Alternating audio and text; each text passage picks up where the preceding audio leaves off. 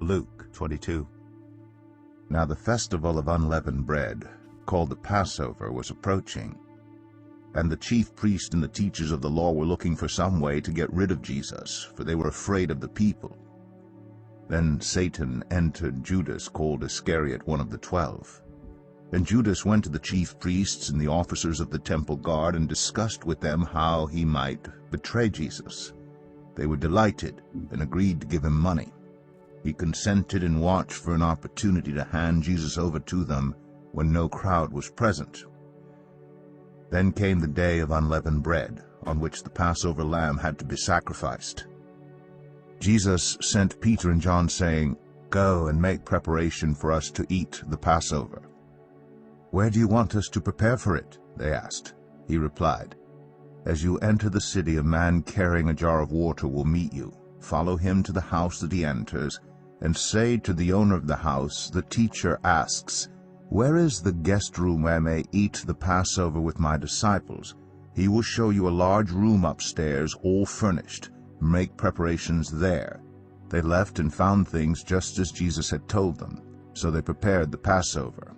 When the hour came, Jesus and his apostles reclined at the table, and he said to them, "I have eagerly desired to eat this Passover with you before I suffer.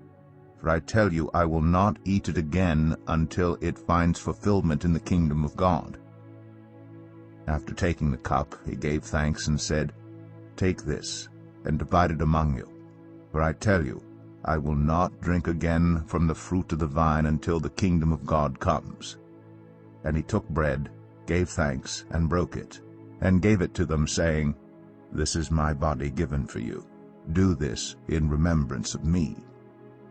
In the same way after supper he took the cup, saying, "This cup is the new covenant in my blood, which is poured out for you. But the hand of him who is going to betray me is with mine on the table. The Son of Man will go as it has been decreed, but woe to that man who betrays him." They began to question among themselves which of them it might be who would do this. A dispute also arose among them as to which of them was considered to be greatest. Jesus said to them, "The kings of the Gentiles lord it over them, and those who exercise authority over them call themselves benefactors. But you are not to be like that. Instead, the greatest among you should be like the youngest, and the one who rules like the one who serves.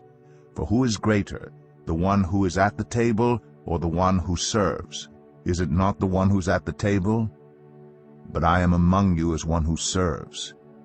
You are those who have stood by me in my trials, and I confer on you a kingdom, just as my Father conferred one on me, so that you may eat and drink at my table in my kingdom, and sit on thrones judging the 12 tribes of Israel. Simon, Simon, Satan has asked to sift all of you as wheat, but I have prayed for you, Simon, that your faith may not fail. And when you have turned back, strengthen your brothers." But he replied, "Lord, I am ready to go with you to prison and to death." Jesus answered, "I tell you, Peter, before the rooster crows today, you will deny 3 times that you know me." Then Jesus asked them, "When I sent you without purse, bag, or sandals, did you lack anything?" "Nothing," they answered. He said to them, "But now if you have a purse, take it, and also a bag. And if you don't have a sword, sell your cloak and buy one.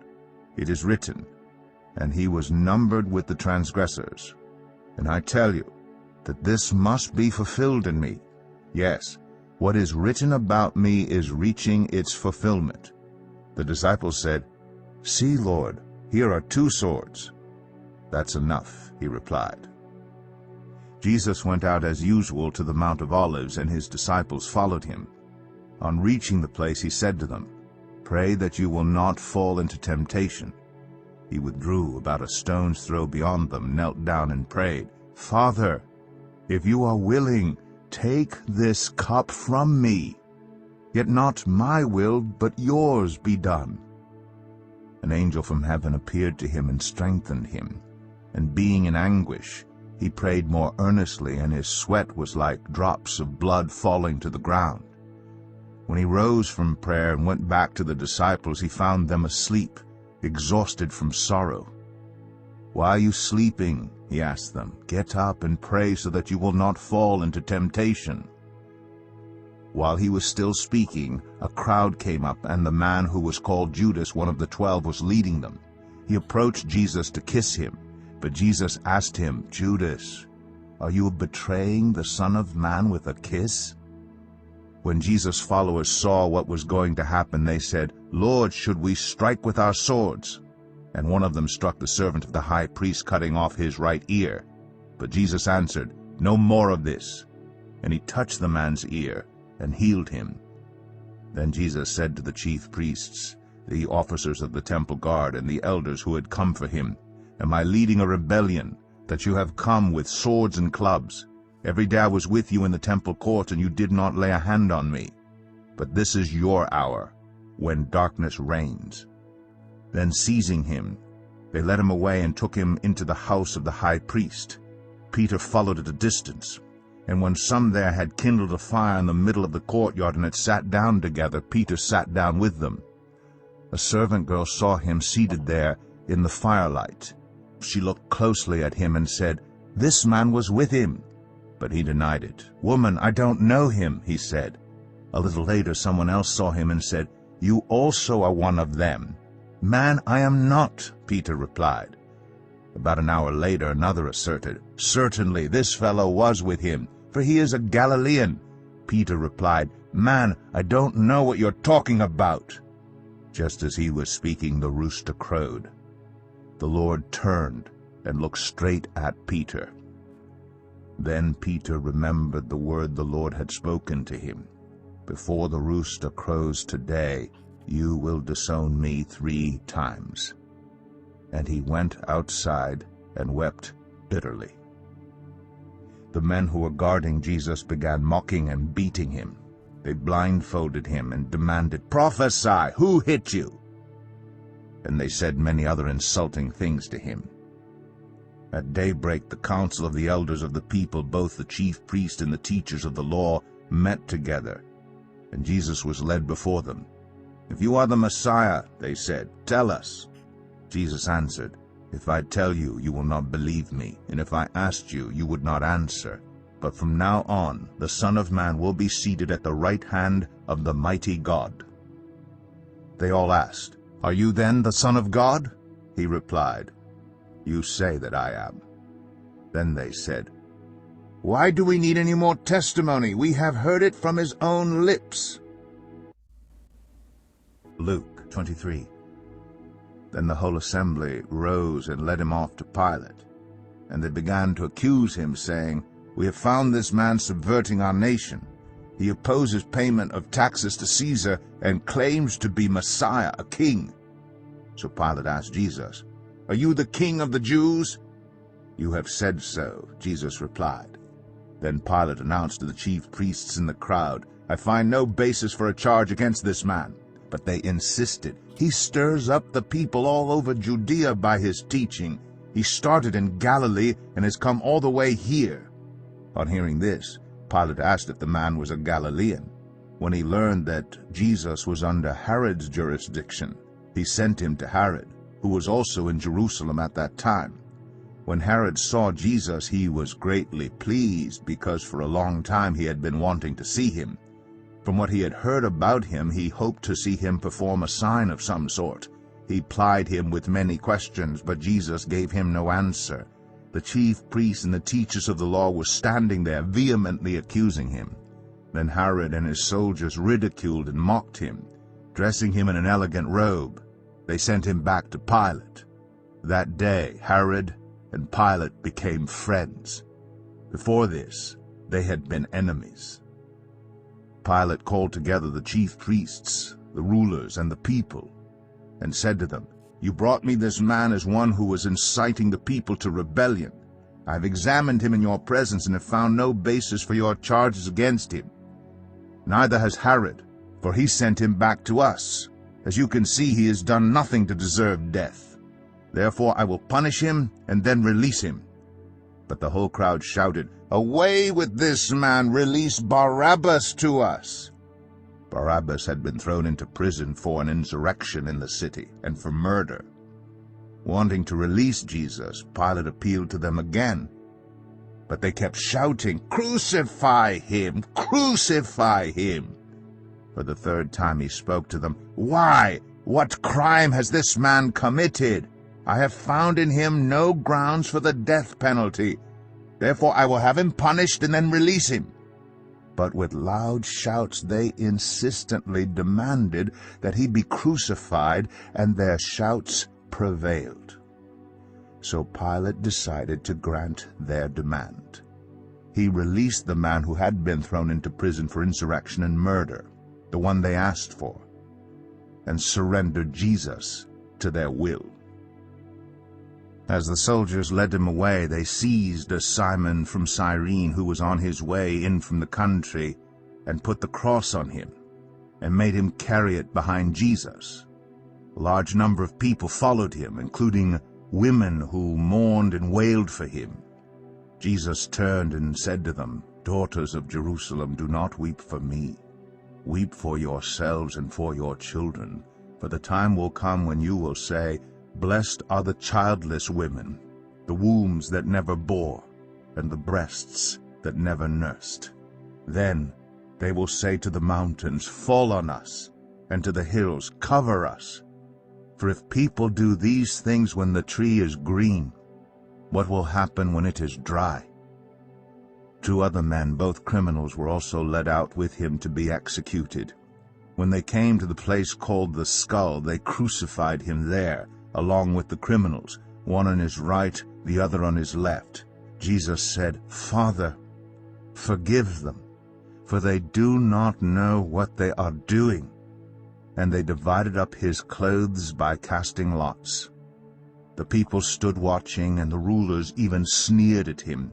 They said, "He saved others, let him save himself if he is God's Messiah, the chosen one." The soldiers also came up and mocked him. They offered him wine vinegar and said, "If you are the king of the Jews, save yourself." There was a written notice above him which read, "This is the King of the Jews." One of the criminals who hung there hurled insult at him, "Aren't you the Messiah? Save yourself and us." But the other criminal rebuked him. "Don't you fear God?" he said. "Since you are under the same sentence, we are punished justly, for we are getting what our deeds deserve. But this man has done nothing wrong." Then he said, "Jesus, remember me when you come into your kingdom." Jesus answered him, "Truly I tell you, today you will be with me in paradise." It was now about noon, and darkness came over the whole land until 3 p.m, for the sun stopped shining, and the curtain of the temple was torn in two. Jesus called out with a loud voice, "Father, into your hands I commit my spirit." When he had said this, he breathed his last. The centurion, seeing what had happened, praised God and said, "Surely this was a righteous man." When all the people who had gathered to witness this sight saw what took place, they beat their breasts and went away. But all those who knew him, including the women who had followed him from Galilee, stood at a distance, watching these things. Now there was a man named Joseph, a member of the council, a good and upright man, who had not consented to their decision and action. He came from the Judean town of Arimathea, and he himself was waiting for the kingdom of God. Going to Pilate, he asked for Jesus' body. Then he took it down, wrapped it in linen cloth, and placed it in a tomb cut in the rock, one in which no one had yet been laid. It was preparation day, and the Sabbath was about to begin. The women who had come with Jesus from Galilee followed Joseph and saw the tomb and how his body was laid in it. Then they went home and prepared spices and perfumes. But they rested on the Sabbath in obedience to the commandment. Luke 24. On the first day of the week, very early in the morning, the women took the spices they had prepared and went to the tomb. They found the stone rolled away from the tomb, but when they entered, they did not find the body of the Lord Jesus. While they were wondering about this, suddenly 2 men in clothes that gleamed like lightning stood beside them. In their fright, the women bowed down with their faces to the ground. But the men said to them, "Why do you look for the living among the dead? He is not here. He has risen. Remember how he told you while he was still with you in Galilee. The Son of Man must be delivered over to the hands of sinners, be crucified, and on the 3rd day be raised again." Then they remembered his words. When they came back from the tomb, they told all these things to the 11 and to all the others. It was Mary Magdalene, Joanna, Mary the mother of James, and the others with them, who told this to the apostles. But they did not believe the women, because their words seemed to them like nonsense. Peter, however, got up and ran to the tomb. Bending over, he saw the strips of linen lying by themselves, and he went away, wondering to himself what had happened. Now that same day 2 of them were going to a village called Emmaus, about 7 miles from Jerusalem. They were talking with each other about everything that had happened. As they talked and discussed these things with each other, Jesus himself came up and walked along with them. But they were kept from recognizing him. He asked them, "What are you discussing together as you walk along?" They stood still, their faces downcast. One of them, named Cleopas, asked him, "Are you the only one visiting Jerusalem who does not know the things that have happened there in these days?" "What things?" he asked. "About Jesus of Nazareth," they replied. "He was a prophet, powerful in word and deed before God and all the people. The chief priests and our rulers handed him over to be sentenced to death, and they crucified him. But we had hoped that he was the one who was going to redeem Israel. And what is more, it is the 3rd day since all this took place. In addition, some of our women amazed us. They went to the tomb early this morning, but didn't find his body. They came and told us that they had seen a vision of angels who said he was alive. Then some of our companions went to the tomb and found it just as the women had said, but they did not see Jesus." He said to them, "How foolish you are, and how slow to believe all that the prophets have spoken. Did not the Messiah have to suffer these things and then enter his glory?" And beginning with Moses and all the prophets, he explained to them what was said in all the scriptures concerning himself. As they approached the village to which they were going, Jesus continued on as if he were going farther. But they urged him strongly, "Stay with us, for it is nearly evening, the day is almost over." So he went in to stay with them. When he was at the table with them, he took bread, gave thanks, broke it, and began to give it to them. Then their eyes were opened, and they recognized him, and he disappeared from their sight. They asked each other, "Were not our hearts burning within us while he talked with us on the road and opened the scriptures to us?" They got up and returned at once to Jerusalem. There they found the 11 and those with them assembled together and saying, "It is true, the Lord has risen and has appeared to Simon." Then the 2 told what had happened on the way, and how Jesus was recognized by them when he broke the bread. While they were still talking about this, Jesus himself stood among them and said to them, "Peace be with you." They were startled and frightened, thinking they saw a ghost. He said to them, Why are you troubled? And why do doubts rise in your minds? Look at my hands and my feet. It is I myself. Touch me and see. A ghost does not have flesh and bones as you see I have." When he had said this, he showed them his hands and feet. And while they still did not believe it because of joy and amazement, he asked them, "Do you have anything here to eat?" They gave him a piece of broiled fish, and he took it and ate it in their presence. He said to them, "This is what I told you while I was still with you. Everything must be fulfilled that is written about me in the law of Moses, the prophets, and the Psalms." Then he opened their minds so they could understand the Scriptures. He told them, "This is what is written. The Messiah will suffer and rise from the dead on the third day, and repentance for the forgiveness of sins will be preached in his name to all nations, beginning at Jerusalem. You are witnesses of these things. I am going to send you what my Father has promised, but stay in the city until you have been clothed with power from on high." When he had led them out to the vicinity of Bethany, he lifted up his hands and blessed them. While he was blessing them, he left them and was taken up into heaven. Then they worshipped him and returned to Jerusalem with great joy. And they stayed continually at the temple, praising God.